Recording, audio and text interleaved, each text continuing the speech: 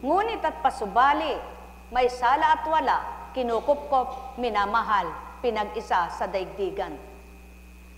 Lamang magkaibang sasapitin, nang sa kanya'y tumanggap, kumilala at nagmahal.